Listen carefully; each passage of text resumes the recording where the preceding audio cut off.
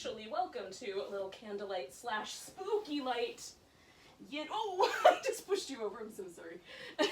Yin yoga. We're going to start with a child's pose. Now, I've got a big yoga pillow and a blanket to make this cushier, but you can do this without the cushy. You can just get into a child's pose. I like to, now my hips don't go all the way to my heels, so I like the pillow because it lets me shift my weight forward a little bit, so it's a little friendlier. And I also love to do this kind of slow, meandering side-to-side wobble for the first couple of minutes anyway. It loosens up like my ankle joint, my knee joint, my hip joint. Just feels really nice. So I'll invite you to check that out. Again, with yin, we're mostly trying to be still, but we're not holding ourselves still. We're sort of gently meandering into stillness. How's that?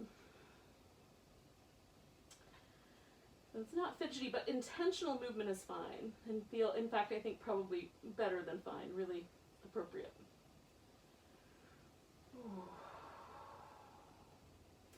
Now, the yoga bolsters are really lovely, but this is one of the more expensive kind of yoga prop to get. So if you don't have that, a couple of couch cushions or a little stack of pillows from your bed, or even a big quilt folded and rolled would be, this basically all a bolster is quilt batting rolled up in a ball, shoved into a case. So if you just roll up a quilt, that will also work. So just use the things you have at home creatively. So I'm going to stay like this for another minute, and then I'm going to turn my head the other way. We'll stay a couple more minutes. Now, if you decide that you don't like this pose, you can choose another pose. It's fine. It's not for everybody. I love the way the breath kind of moves through the back in this pose. It feels almost like I get lifted and then put back down. There's a kind of feathery wing quality to it.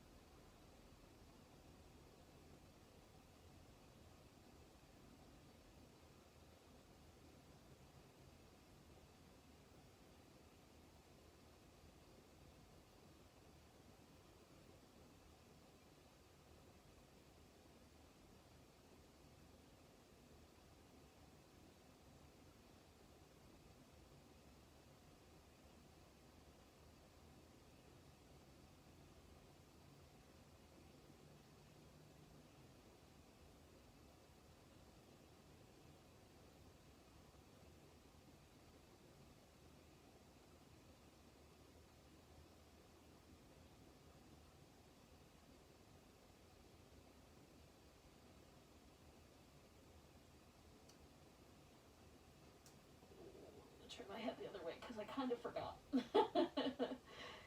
Let's stay for another minute and a half or so.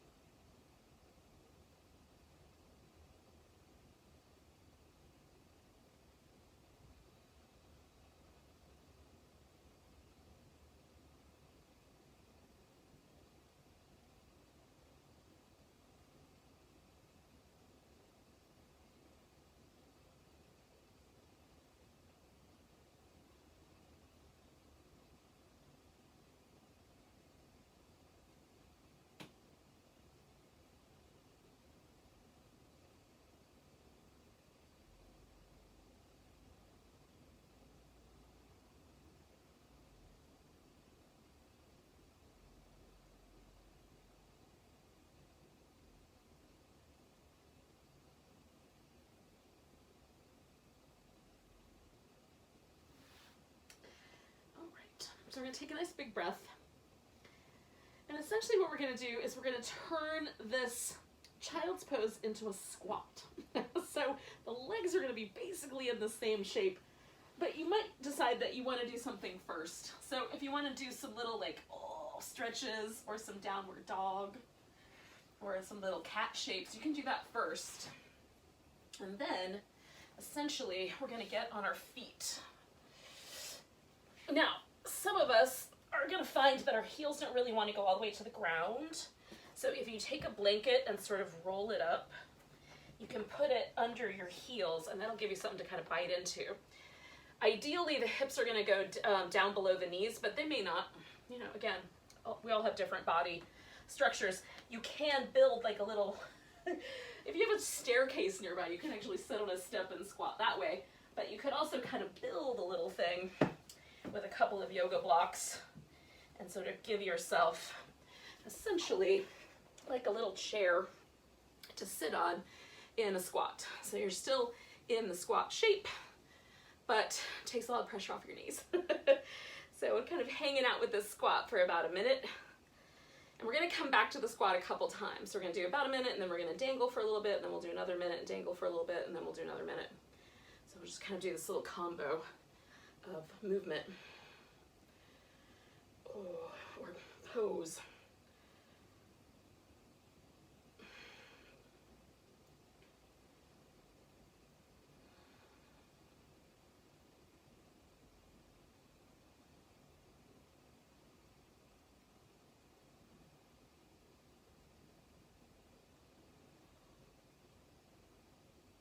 Okay, so we're going to dangle, so we're going to straighten the legs, and this one might be the harder one for some of us, so you might take some props so you can kind of rest your elbows, so your torso stays a little higher, but the legs as straight as you can make them. If you need bent knees, by all means, bend your knees.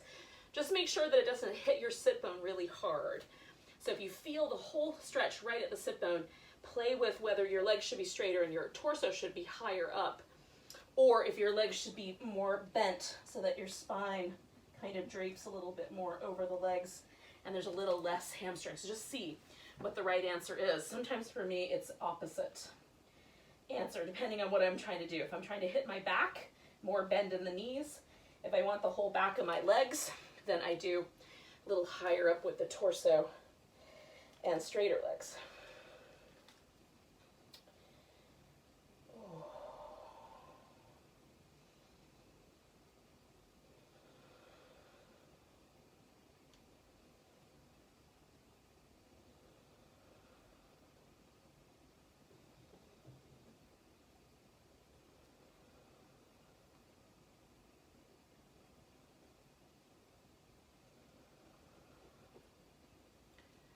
We're going to come back to our friend, the squatting pose.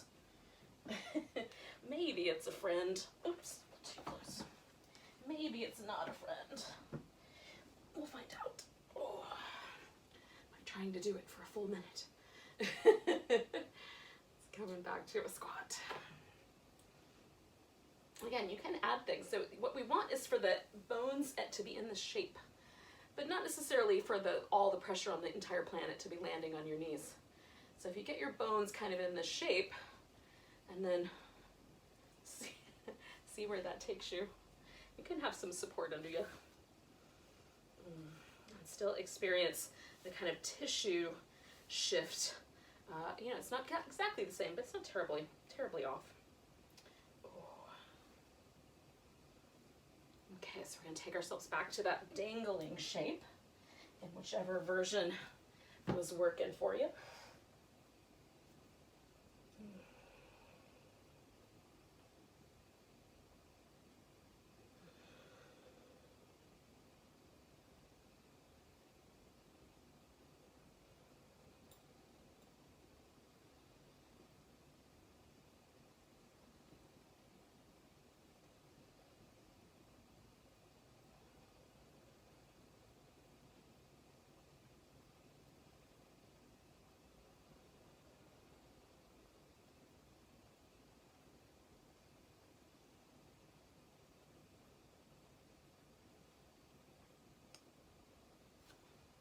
Come to that squatting shape one last time.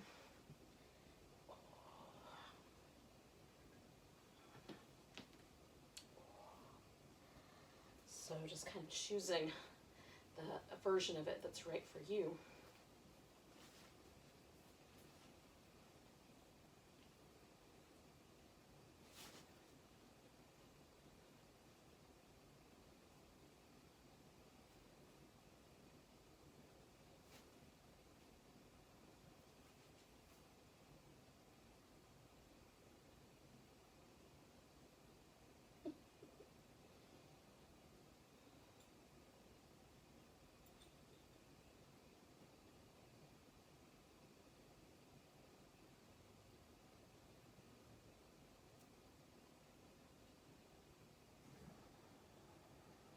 Okay, last breath.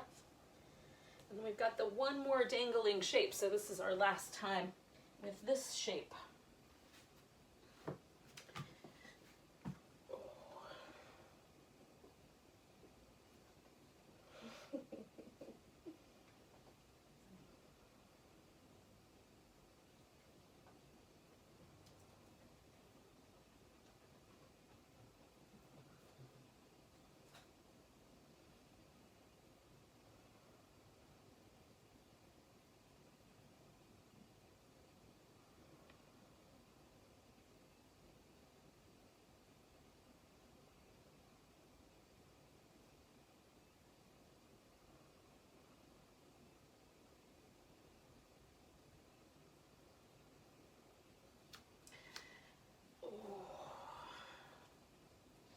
All right, yogis, we just have a few more breaths with this shape.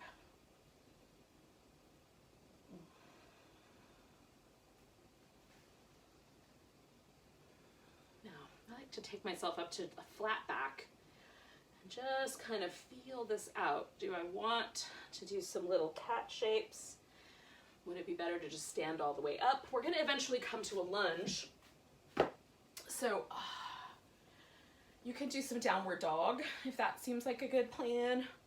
I'm going to do my lunge with a pillow and a block and a blanket handy, just in case my knee decides to be a little bit tricky. So when you're ready, maybe you need a couple moments first. Oh, hello, sweet girl.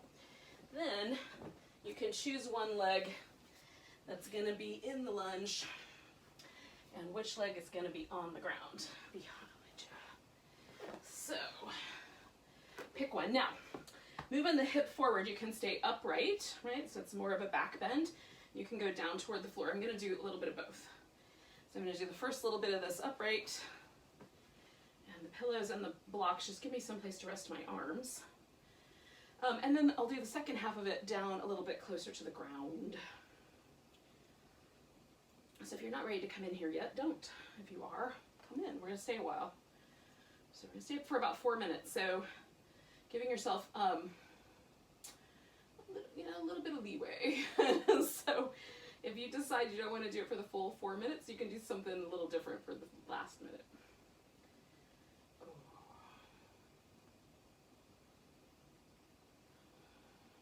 Again, so I try to find the place where I just feel the sensation and then just pause and breathe. And sometimes a little shifting back and forth feels good, so you can play with that as well.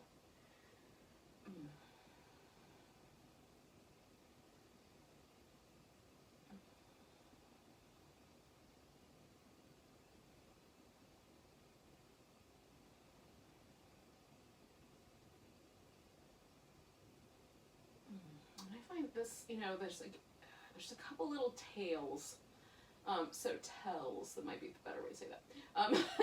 Or like if I start to get tension around my mouth, or if like my lips get a little thin, or start to feel like I'm holding tension in my shoulders, it might mean that it's appropriate for me to back off a little bit. I'm trying to feel kind of a sense of relaxation happening, especially in the kind of hip that's on the leg that's in the back. So I'm trying to be the least amount pushy that I can be, so I can kind of feel that sense of softening happening. And it's almost here. It's like I can just feel that beginning to happen. And that's really the cue for me that I'm going to go down kind of lower to the ground. So I'm going to give it a couple more breaths and then try that out.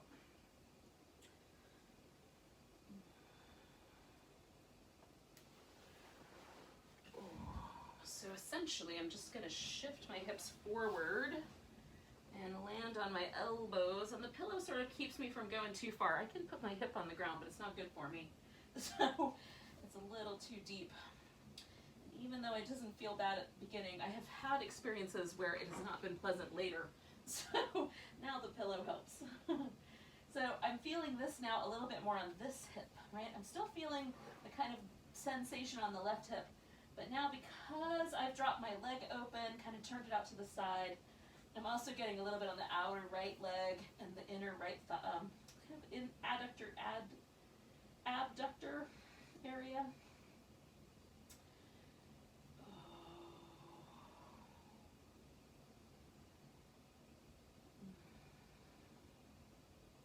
And so again, kind of trying to find that place where it feels like I'm softening into this rather than resisting it. We're in our last minute here. So this is where you could back off and do something else, right? If you want. Cat, cow, down dog, anything like that.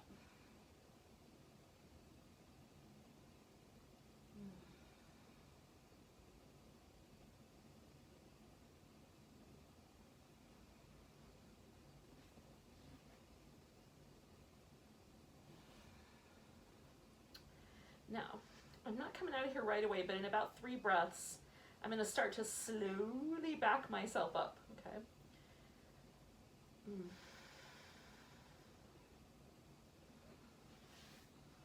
I'm going to start by just coming to my hands and bringing my right leg in. And that's as far as that goes. And then I'm going to just ease the weight backwards. Nice and slow. Okay, so this leg, the one in the front that was doing the lunge, is now going to come across and turn itself into a swan / pigeon pose, okay? So I'm going to fold myself up a little blanket corner so that I have a little prop to put under that hip, because I need just a little bit of support. That keeps me from going too far. And then I can prop myself up so it's like a little bit more like a, you know, little swan kind of grooving on the water. Or you can do kind of laying down, which some people call the sleeping swan. Although I'm not sure that that's how swans sleep. I don't know for sure. Usually they tuck their little beaks into their wing and sleep more like a ball. So you decide whether you should call it that or not. But anyway, you get the notion. Oh. I sort of like somewhere in between. So I prop my elbows up so it's a little more relaxed, but it's also a little more of a back bend.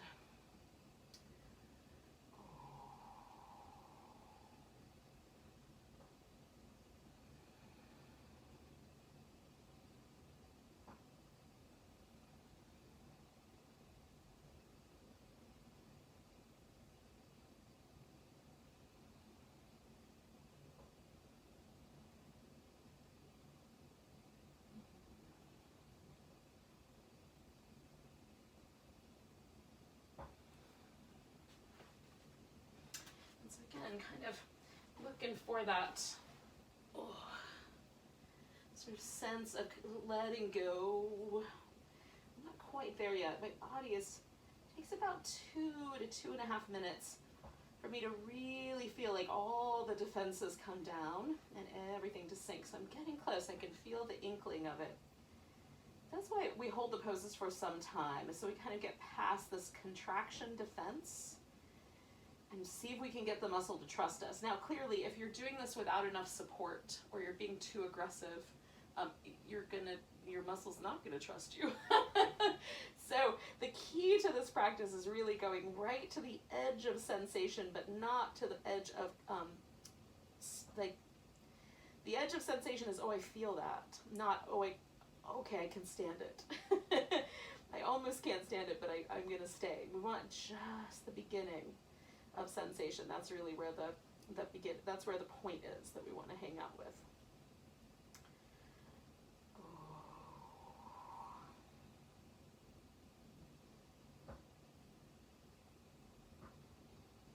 going to stay for about 1 more minute here. And this pose is one where you can just flip it over, flip it upside down, and bring your leg up next to your chest or over your abdomen in some way, and leave the other leg either straight or use it as a prop to hold on to. And you can do the pose that way. Some people call that figure 4. Thread the needle, where you lay on your back with one leg in this kind of pigeon shape. So if you can picture that in your mind, and I don't know how easy it is to sort of picture taking this and flipping it up 90 degrees is, but you can definitely do the pose that way. So if it's starting to really push your buttons, just flip over and do the last little bit that way and see how it goes. And then you can choose that for the other side if you want.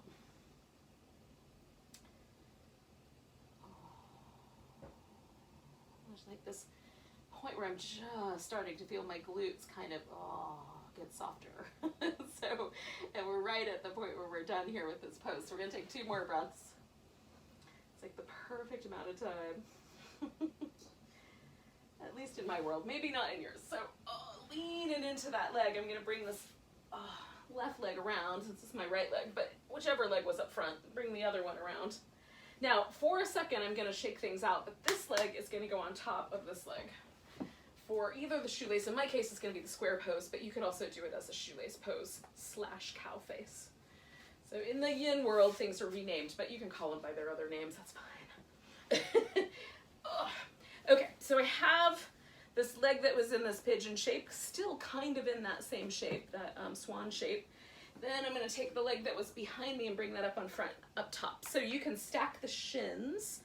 Drawing the thighs together makes a square, that's square pose. If you put the knees on top of each other, that's the shoelace or cow face pose.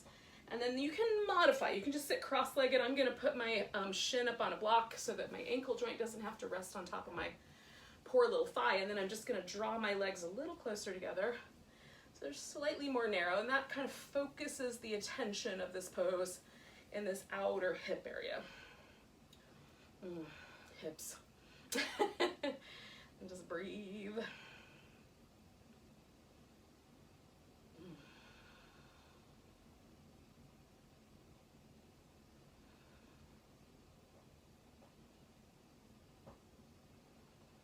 You can fold forward and even go to the point where you are resting on your legs or your elbows are resting on the floor. Or if it just feels better, you can lean back a little bit. Even put something behind you and kind of lean into it. Or kind of scooch over to the wall or a couch or something, kind of lean back. There's no rule that says you have to position your body in a particular way. You just want to feel for, like, where does the point where this outer hip kind of talks to me without causing any trouble for my knees. If all you're feeling is knees, go backwards and see if you can shift to a place where it turns into, and that's just a little light outer hip sensation. Again, these are tissue areas that are really deep. We don't have to be aggressive with these areas. Just a little bit of pressure held for a while is going to help stimulate hydration and get those layers of tissue to slide around on each other a little better. Get the fascial layers moving on top of themselves, the muscle and under the skin, which is what we're looking for. That's what makes us feel like we're more vibrant and more fluid, and our body feels younger when there's fluid, when there's hydration. That's what we're after. If you ever look at kids, like I've taught kids yoga before, kids are not the most flexible beings. Some of them are, but most kids have like pretty tight hamstrings. They have a hard time touching their toes. When they sit down and try to reach forward, it's all their back rounding. It's not, their hips aren't really moving much. They're not particularly flexible. Again, there's exceptions to that rule, but they move in very fluid, ways, very easy movement. And that's kind of the key to this practice, is we're trying to encourage our tissue with putting just the littlest bit of pressure. We're trying to encourage the tissue to hydrate, and that's the mechanism that we're going for, rather than trying to stretch the tissue or I mean, you can, to some degree, we can do that with muscle fibers. When you train muscle over time, it'll lengthen or build more strength because of how you use it. But we're looking at least, when we're talking about like tight areas, places that feel tight, mostly what we're talking about is hydration. is it the layers of fascia, because there's multiple muscles touching each other, and all of those are wrapped in fascia. And those layers of fascia get sticky and tight and immobile. And so you don't have to be aggressive, is what I'm saying. You can be very gentle. So we were just on our last minute here. We just got a few more breaths, y'all. And then we're going to come out of this shape and shake things out a little bit and stretch and see what happened. And then we'll do the other side.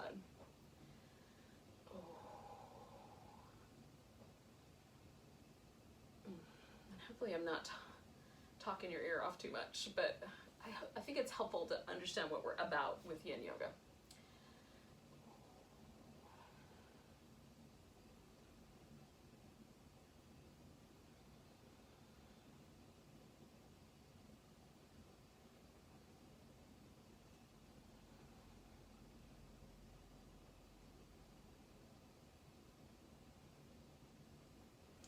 We're going to take a big breath. Now I'm coming all the way up and back because I was a little bit forward. If you're already back, you should be able to just kind of unwind your legs.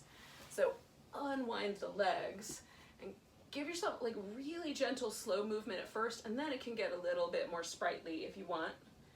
I am going to stretch out, basically just stretch out like a big star shape, big starfish pose on the ground. If you would rather keep moving, or there's some, there's some other notion that you have for yourself, you can do that. So I like just stretching out. It's almost like kind of pushing the reset button. Now, that being said, there was a time in my life where this was not my idea of a good time, but now I like it. So I've done one side, right? I did a lunge, a pigeon. I'm kind of focused on this hip. And then the last pose for me is both hips, but maybe a little bit more on the left than the right. But it's still fun to kind of check out, like, do I feel a difference in the pelvis, in the torso, down the leg? Like, is there any shift in the body? Now, fascia, because basically we're just kind of like a fascia sweater with a lot of other stuff thrown in. We're a real fancy sweater, is what the human body basically is. There's the fascia, like from my right toes, you know, is connected to my left shoulder. And so there might be some interesting sort of sensations of tug that we don't realize until something is kind of tricky, right? Like I was having a conversation with someone yesterday, about how, like, a knot in the shoulder made it harder for him to do squats. And that doesn't seem like it makes a lot of sense, but when you understand how there might be like a really strong pull on the fascia in the back that prevents the hip from tilting the way it needs to tilt for a squat to happen, you might be able to kind of see, oh, that could be it. So it's very interesting how interconnected everything is. So this little pose here, we're just holding it for a couple minutes, or you're moving if that's your choice. But just notice how there might be I feel a slight imbalance right here. One side feels a little higher than the other, right there, where the rectus abdominis and the obliques meet, which I think is fascinating. I'm not exactly sure what I tugged on to make that create that sensation, but it's interesting. My right leg feels slightly longer than my left leg as well. So just notice what's true for you. We're going to stay for about, I don't know, 4 more breaths.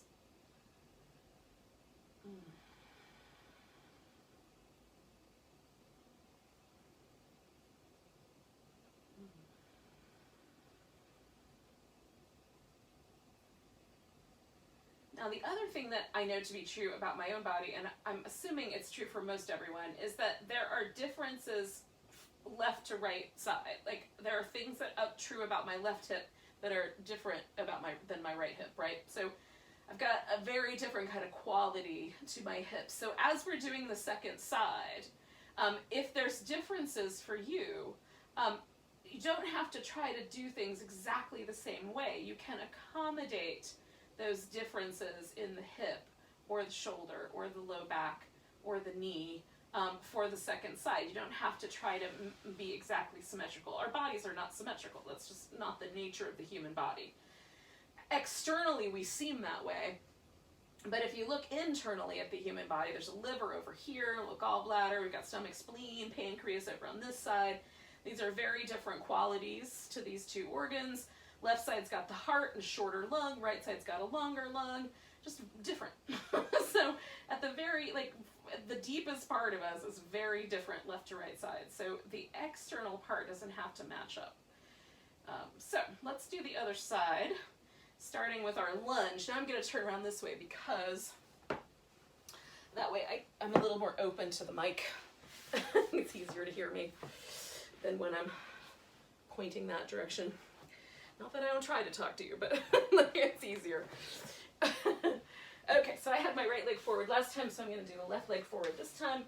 And again, I'm going to put a little padding underneath my right leg shin. So just, I like the, you know, like the fringes, I don't want that under my knee at all. So I just want a nice smooth surface under the knee. But having the shin a little bit elevated just takes a little bit of pressure off the kneecap itself. Where's the handle? There it is. Okay. So, as I was saying, right side might be different. So as you're drifting into the lunge, treat it appropriately. So my right hip is much more sensitive. It's a lot. The muscle tissue is much firmer. It does not go as far. It doesn't have the same feeling of range of motion. And I hit that sensation level much sooner with the right side than I do with the left. And it'll eventually soften and get a little closer to even, but not right away. So I let it kind of drift that direction.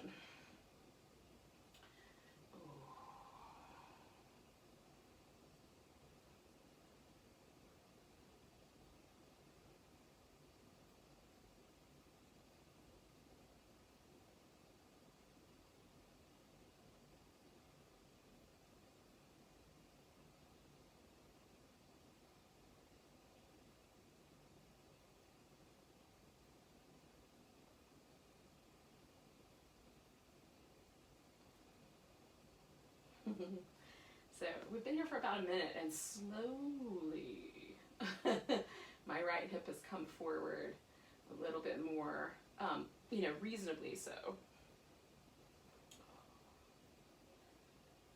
But it's just like let itself inch a little closer to being forward of my knee. Again, so I'm kind of watching, because at this point, like at any point between now and then, like the end of this next minute and a half, I could decide that I feel that sort of softening that invites me to go a little deeper. So I'm not quite there yet, but I'm definitely feeling the kind of inkling, the beginning of this sort of sense of, almost like when you sink into a hot tub, or a nice warm bath. A kind of relaxed place. It feels a little more open, a little more relaxed. Not quite yet, but we're getting there. We're getting close.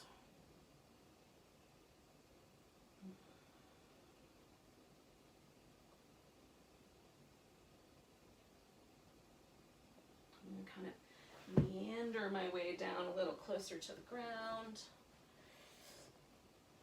See if that invitation was for real. Sometimes you get an invitation that is not for real. Turn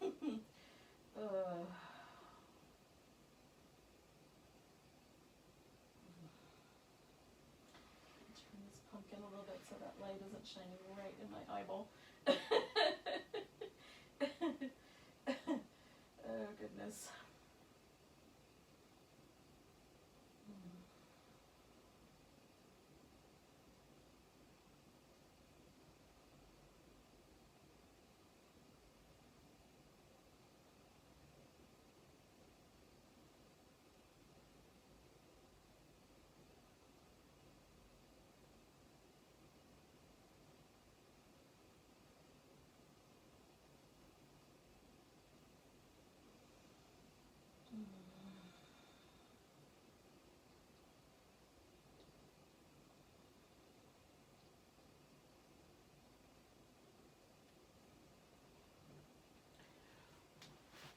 Now, again, I'm not quite ready to get out of here yet.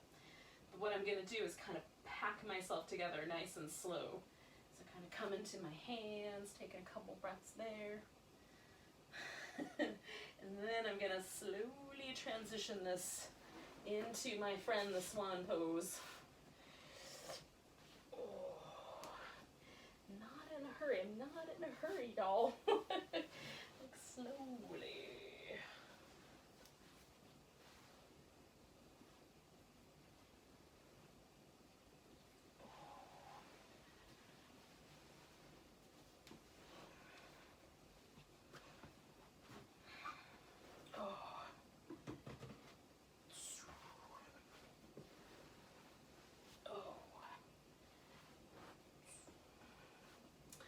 So, here we find ourselves in a swan. You might have been there a year ago, I don't know. Oh, I was kind of hanging out with our friend here, the swan pose. Checking things out, breathing deep.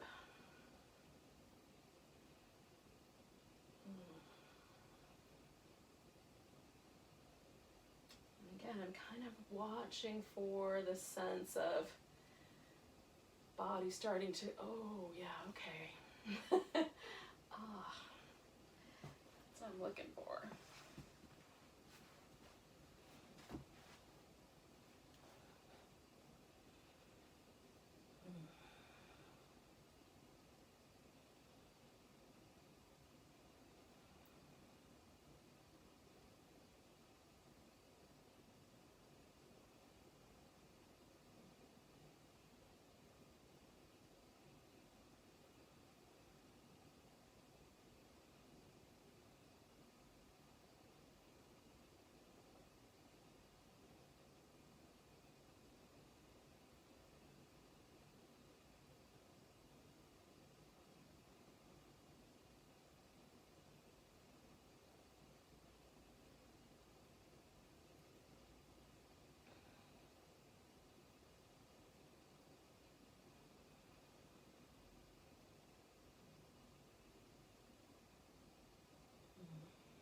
Making sure you're taking nice deep breaths.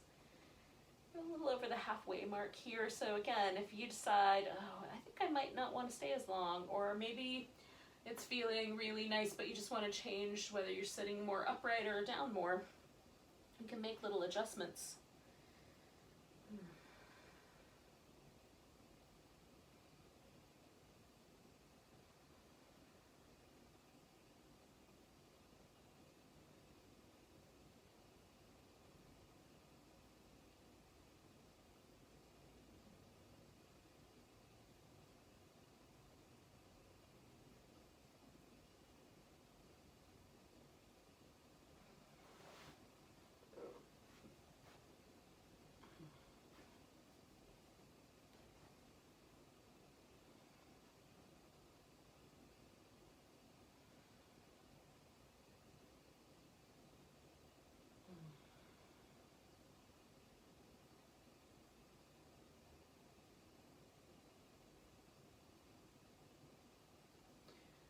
Sometimes the mind kind of wanders when practice is this slow. It's harder to keep yourself kind of focused and dialed in.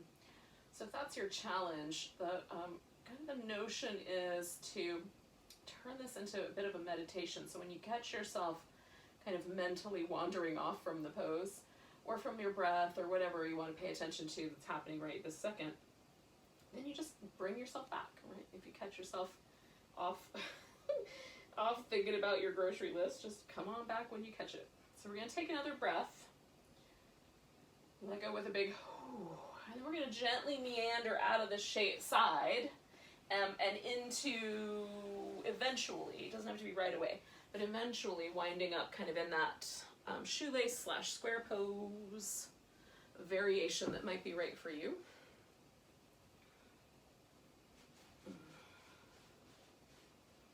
And so the leg that was in the back is the leg that goes up on top. So in my case now the right leg is going to come on top. Oh. And again, you need a little more time, take more time. But you know, we're not going anywhere. we're just hanging out here together.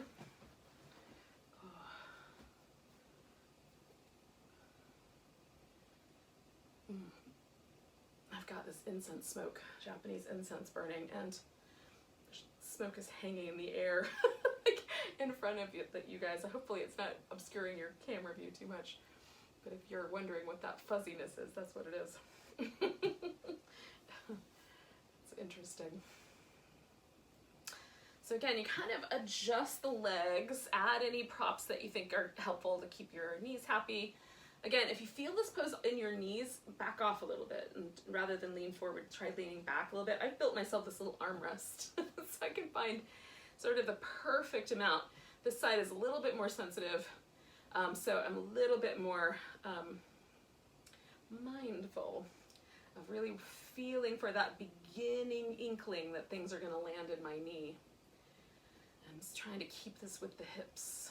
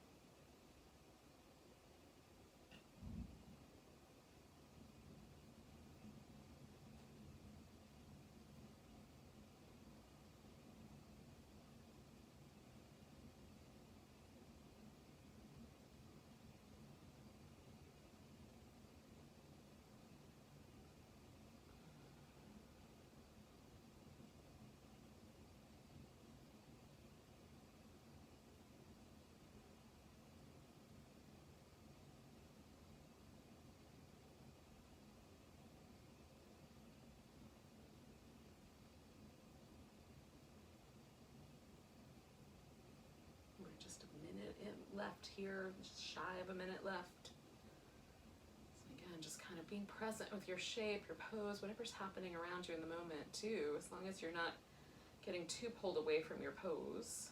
You can be just present for the sound of air, you know, or whatever might be happening in your house. Sound of small children squabbling, your dog baying at the moon, whatever it might be. In my case, it's usually the sound of ferrets like snuffling around in paper bags, but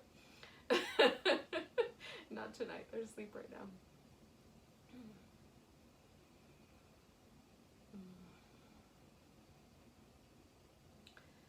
So we take a nice big breath. And again, you just kind of lean back and let go. And then give yourself permission to move around.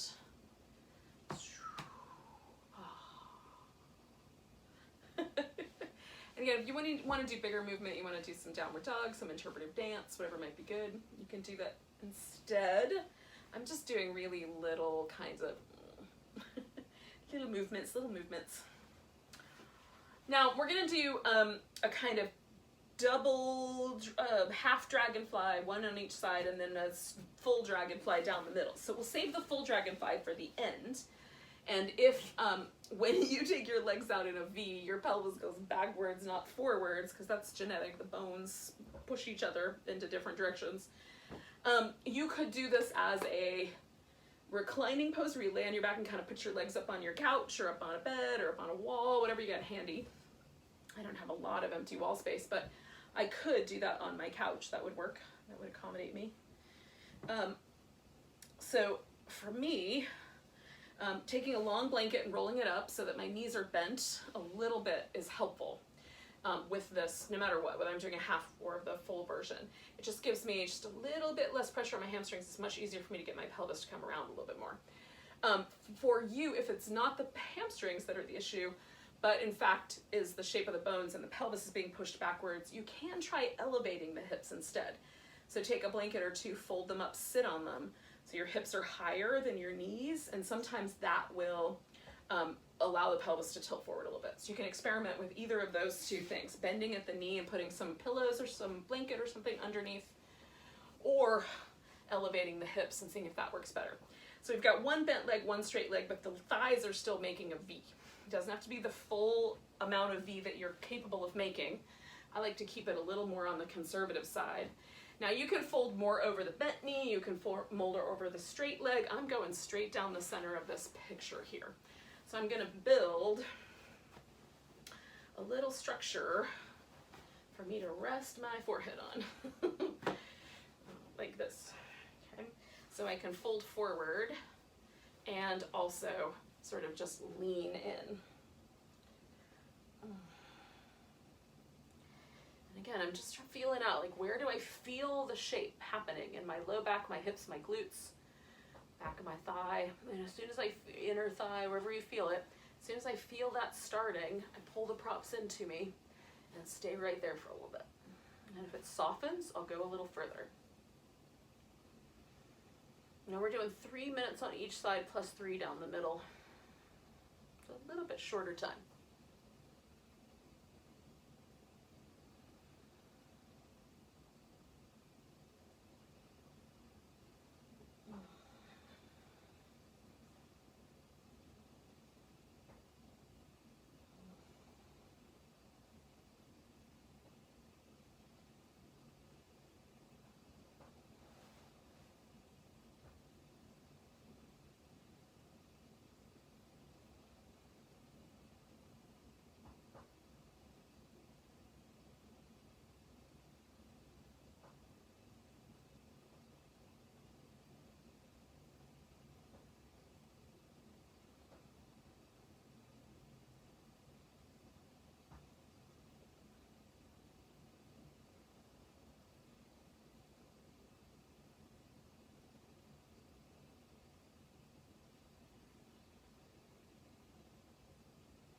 So again, 1 minute left here.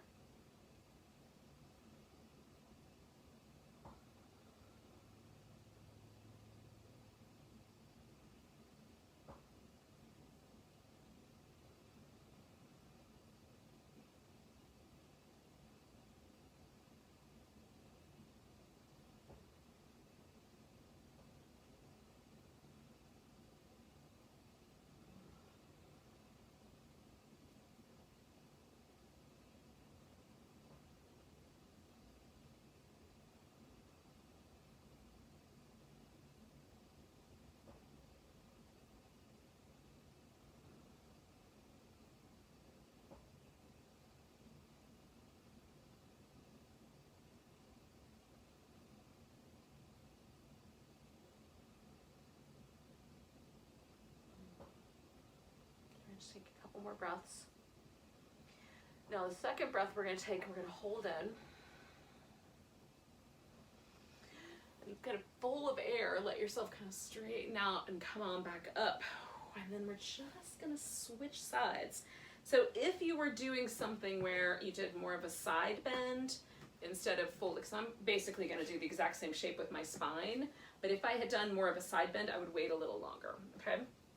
So you can wait a little longer as needed to, or, you know, do the second side. If it feels like you're bending sideways or something like that, don't go right away. Kind of wait for your spine to even out. And then you can come on in and fold. Since my back is basically doing the same thing, all I really shifted was which leg is which. It's not as tricky.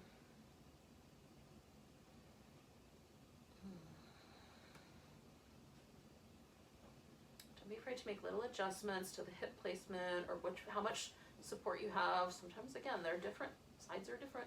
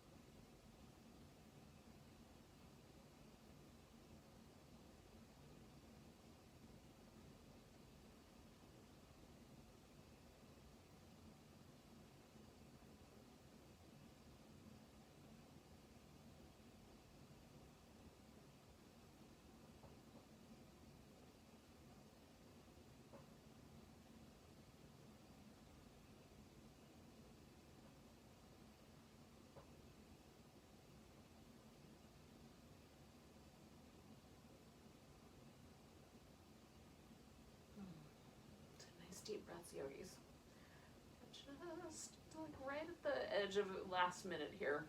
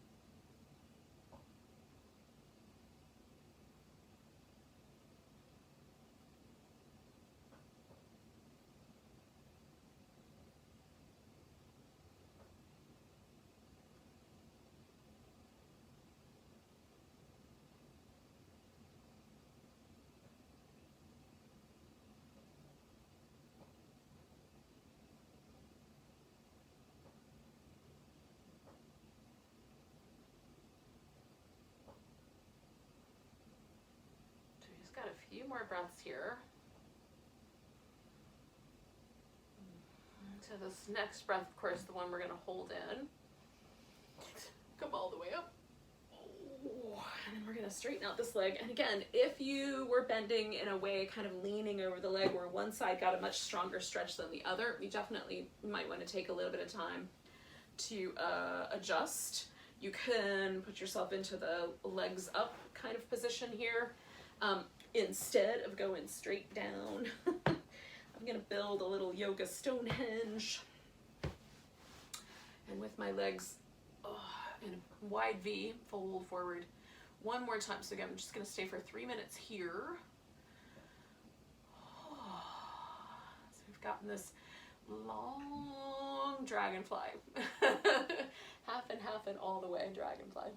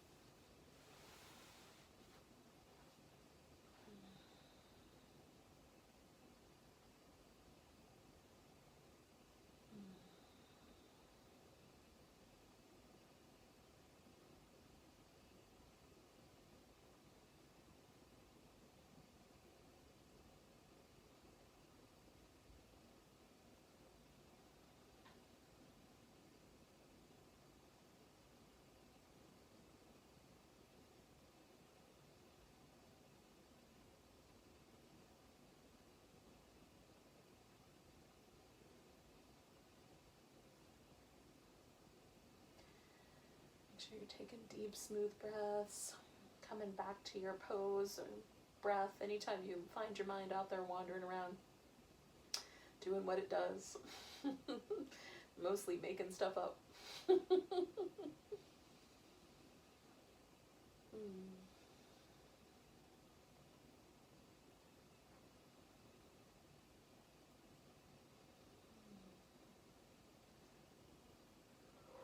One of my favorite things to do during the Halloween season, and I say Halloween season, it's basically from the end of August until Christmas. Well, at least until Halloween. I love to read scary books, listen to scary things, and I like more like paranormal, like haunting, you know, ghost story kind of things more than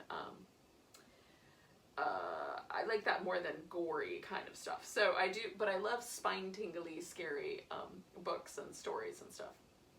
And I think I sort of exercise a lot of the anxiety that my mind loves to produce. My mind is inclined towards anxiety. It's true of many generations of my family. I don't know if that means it's genetic or I just learned it, but in any case, like it tends to kind of make up things in a sort of anxious way. So rather than like super creative and we're making up stories and writing them down, we're we're just worrying about stuff, me and my brain. Because of that, one of the ways that I can kind of exercise that is to direct that in a different way. And so at this time of year, it's kind of my intention is to sort of let myself kind of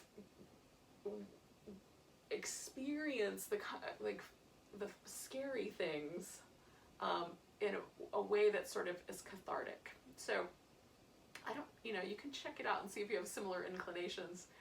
But in any case, we're going to take a nice big breath. And then we're going to let go. And we're going to inhale our way out of this pose. Oh, and now, because my legs have been, at least one of them has been straight for quite some time, and in this V position, I'm going to bend my knees and just for a second do these little windshield wipery moves. Now, we're going to go onto our back for the second, last section. That's the last section. Technically, it's like the fourth section. If this were a play in acts. In any case, we're going to stretch out on our back. We're going to do a banana pose on each side, and then we're going to finish it with Shavasana. So for me, the banana pose, sometimes I like to have the support of a rolled up blanket under my knees for the banana pose, or sometimes depending on how tight my shoulders are, I might want the support under the shoulders. So have a blanket like within reach, pillows or anything you want for underneath your head. And then when you're ready, roll down onto your back. And you can pause before we get there if you want. And because our back's been rounded in that forward bend, it might be nice just to sort of give yourself a little back massage and some little windshield wipers before we try to tug the spine out in a different shape. Okay. So I'm going to put that under my legs just so I have a little bit of support. And then if I change my mind and want it on my shoulders, I can always move it. So the banana we're not trying to make a tight crescent. Otherwise we'd call it crescent roll pose. It's just a little bend so that one side is longer and the other side you can feel curling in, but we don't want any cramping or anything that feels stitchy or sore in this inner curve. So if that's the case, just back off a little bit. Now, you can have your arms over your head so it sort of extends the length, or you can bend the elbows so there's more of a cactus overhead, or you can have more of like goalposts or wings. You can take your outside leg. So I bent to my left, or to my right, so my left leg is the outside leg.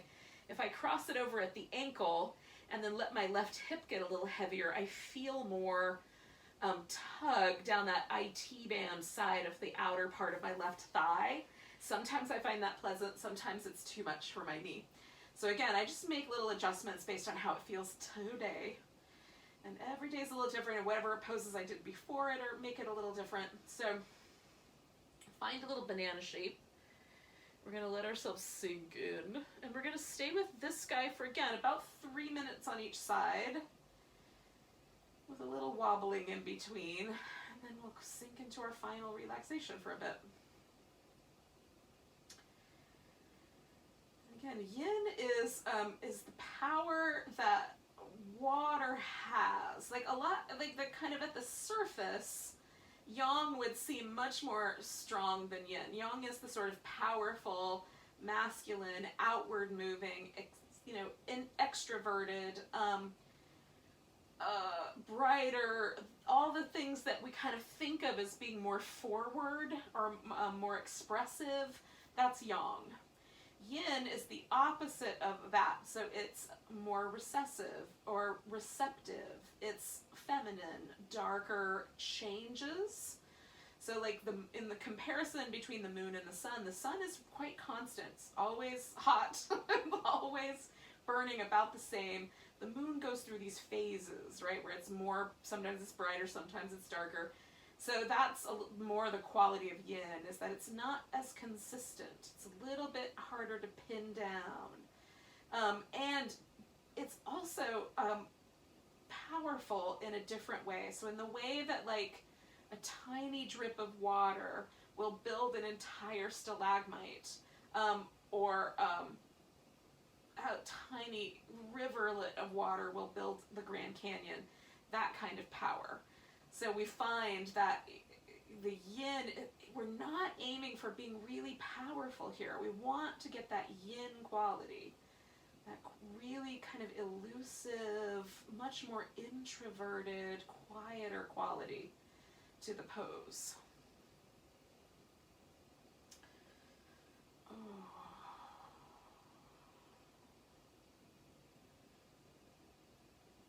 Allowing ourselves that kind of space to be.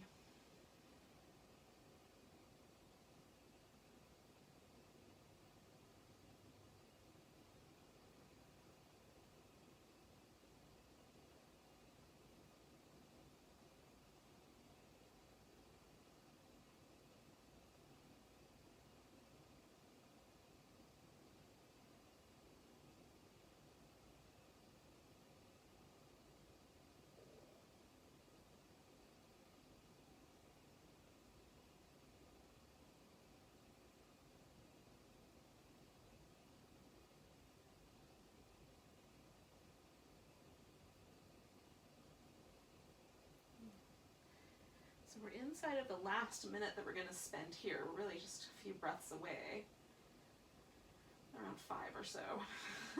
So if it's sort of feeling like it got softer, you could certainly let yourself just go a tiny bit more into this shape. But if it's not feeling any softer, don't go anywhere.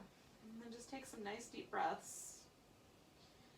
One of the things I find really fascinating is how the lung on the side that's not as much under pressure really expands more, and you can feel the diaphragm push a little bit more deeply into the body because of it. On one side, it's a very asymmetric breath. So we're going to take a nice big inhale.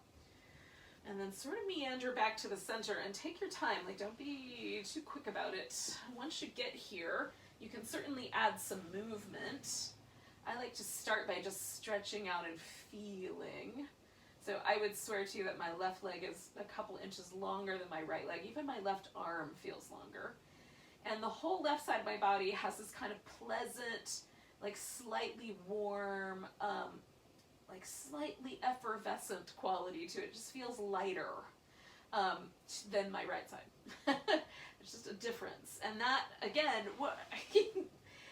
this is sensory data coming to my brain from my fascia, and I am interpreting it. So you might feel it, but have very different words for it than I am using. So, like, don't worry, just feel what you feel. This little windshield wiper thing is one of my favorite things to do in between sides. Just kind of rinse things out a little bit. And I do that before I do the other side. Now, if you are ready, you can come on into the other side with me. If you need a little bit more of that sort of back massagey, windshield wipery stuff, do it. Oh, and then we stretch out. And again, we're just going to go a little at a time. Just sort of incrementally fold yourself or bend yourself over to the other side. And see how it lands. Like this one, my arms are happier being straighter than it was on the other side, right? And so you can sort of play with it. And then we're gonna get heavy and just stay put a while.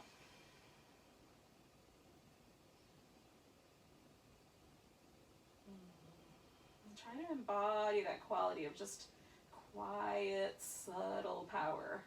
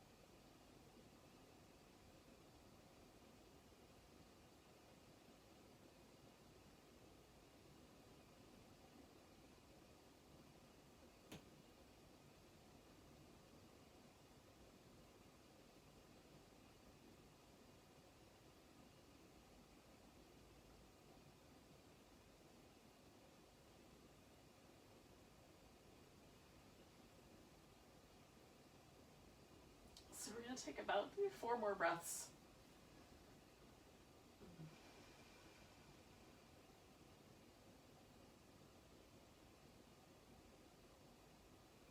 And then we're gonna meander out of here. So I've got 1 more big breath, and then I'm gonna let go with a sigh. Oh, that kind of be the breath in which I move. All right, so windshield wipery action. I'm gonna give myself a little back massage. I'm also gonna put a pillow underneath my legs so that there's a nice little release there.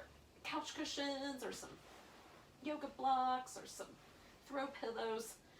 Anything like that will make a really nice sort of addition here, because it'll bend you at the hip, which especially if you get pressure in your low back when you do Shavasana, put something under your legs. It makes it way more comfortable. Now I like, whatever it is, I like it to be up really close to my my butt cheeks, right up against the edge. But some people prefer it down a little bit further, so it's just under the knees, or I've even seen people put it under their calf muscles, but be kind, that can hyperextend the knees, so just be mindful of that. And then you can build yourself a little pillow for your head. I'm gonna try to do this without causing any trouble. Now if it's chilly at your house, it's quite toasty at mine, but if it's chilly at yours, you could cover up with a blanket as well. One of the things in the wintertime that's really nice, that I often do for myself, so if you have like a little crock pot at your house, you can think about this going into the winter, is when we're doing a class like this where we're kind of hanging out, you can put little damp washcloths into a crock pot turned on low, and just kind of have it nearby, and then you can get little warm cloths out to put over your eyes, or like to put, over little body parts that like sore knees or anything like that. So you could, you can rig that up at your house for the winter. I assume we're gonna still be doing this Zoom yoga in the winter, so just a little tidbit for later. In any case, now we're here in Shavasana. I'm assuming you have kind of worked your way here. And then you set yourself up and we're just going to relax. So this pose is really just to let the nervous system reset. There are a lot of nerve endings in the fascia. In fact, more nerve endings in the fascia than in the muscle itself, even though the muscle needs those nerve endings to fire and contract and release. There's actually more sensory nerves in the fascia. So that sends the information back to our brain. And as we're doing yoga poses and we're tugging and pulling on that connective tissue, we're sending all this data to our brain to sort out. So this is the opportunity for the body to not have as much data sent. And then it will shift us, if we haven't already, but it'll shift us into a nice parasympathetic state so that our food is going to digest a little better if we ate a meal earlier, or we're going to go eat a meal. And we'll be able to be hopefully a little more restful when we get to sleep tonight. Fingers crossed. I sleep better on Tuesday nights than I often do on other nights, so there might be something to it.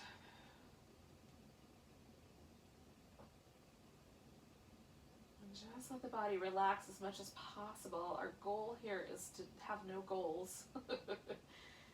Just suspend ourselves.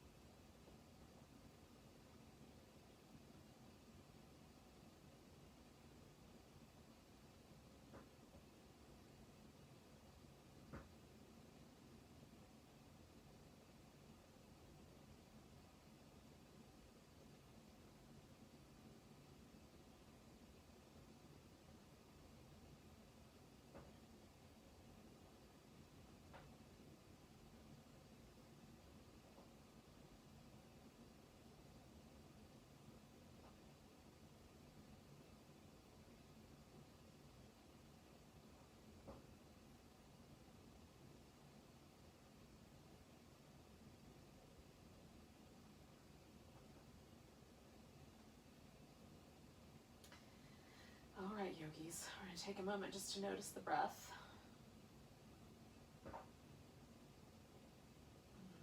And then take a breath so deep you can feel it all the way to your tiptoes. But go with a really big sigh. And then you can do a little jiggle. Stretch out your hands and feet. Give your wrist and ankles a little movement. Give yourself a nice big full body stretch. Oh, and then bring the knees in. Give yourself a hug and a back massage. And as you're ready, bring ourselves to a seated position. And we'll take a nice big breath together. Nice big inhale. Big deep sigh. Namaste, beautiful people. Thank you so much for joining me for some delicious yin yoga. Hopefully it felt good to you as it did to me.